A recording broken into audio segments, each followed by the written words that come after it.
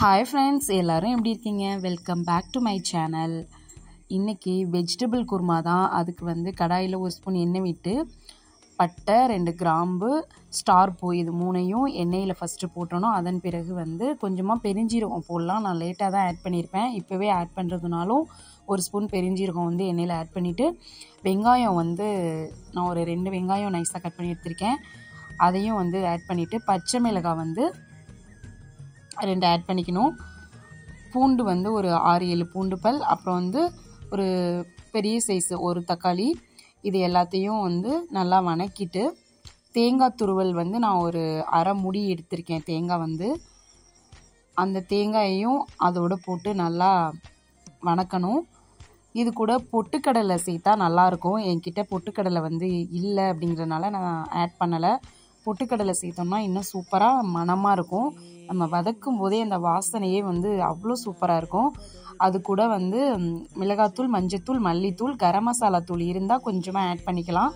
எல்லாத்தையும் கிளறி விட்டு ஆற விட்டு மிக்சியில் வந்து பேஸ்ட் பண்ணி வச்சிடலாம். இப்போ கடாயில் வந்து 2 ஸ்பூன் எண்ணெய் விட்டு, எண்ணெய் காஞ்சதும் பெருஞ்சீரகம் மட்டும் போட்டு தான் நான் தாளிதம் பண்ணேன். பெருஞ்சீரகம் போட்டு அப்புறம் ஒரு வெங்காயம், கருவேப்பிலை எல்லாம் போட்டு நான் காலிஃப்ளவர் வந்து வேக வச்சு குட்டி குட்டியாக கட் பண்ணி வேக வச்சு எடுத்து வச்சுருந்தேன் ஒரு ஆஃப் குக்கில்.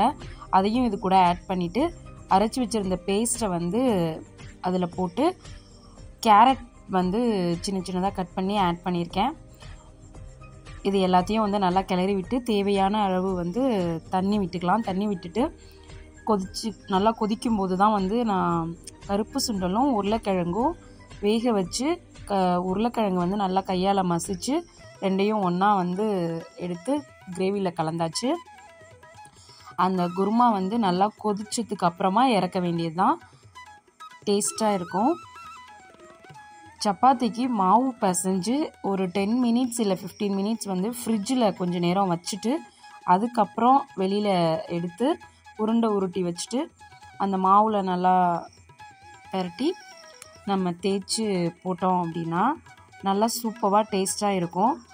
சாஃப்டாக வரும் சப்பாத்தி வந்து. சப்பாத்தி நான் எப்போவுமே செய்யும்போது, நான் சப்பாத்தி செய்யும்போது ஆயில் வந்து போட மாட்டேன். எனக்கு ஆயில் போட்டு சப்பாத்தி சாப்பிட்றது வந்து பிடிக்காது. ஆயில் போடாமல் தான் நான் வந்து சப்பாத்தி செய்வேன். ஆயில் போடாமல் நம்ம சப்பாத்தி போடும்போது நல்லா புஷ்னு வந்து உப்பிட்டு வரும். அது நல்லா உப்புறது வந்து நல்ல ஒரு இதாக இருக்கும்.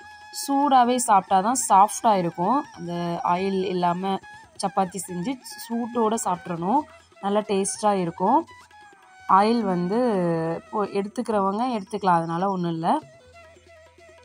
அதே மாதிரி ஒரு சப்பாத்தியும் வந்து போட்டு எடுத்துட்டு, சப்பாத்தி வீட்டில் போடுறதுனாலே ரொம்ப லேட் ஆகும். அதுவும் வீட்டில் வந்து மெம்பர்ஸ் அதிகமாக இருந்தால் கண்டிப்பாக வந்து 1 ஹவர் ஆகிடும்.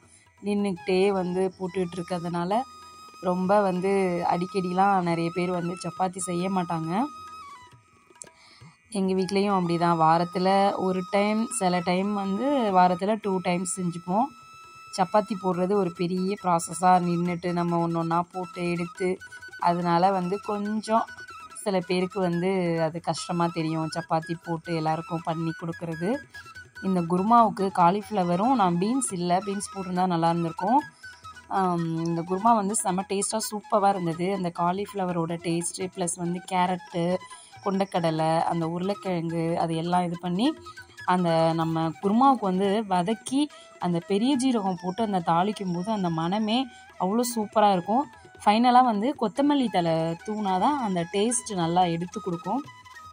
கொஞ்சமாக சிக்கன் மசாலா இருந்தாலுமே நம்ம கொஞ்சமாக ஆட் பண்ணிக்கலாம். அந்த சிக்கன் குருமா மாதிரி ஒரு டேஸ்ட் கொடுக்கும். இந்த வீடியோ உங்களுக்கு பிடிச்சிருந்தா லைக் பண்ணுங்கள் ஃப்ரெண்ட்ஸ்.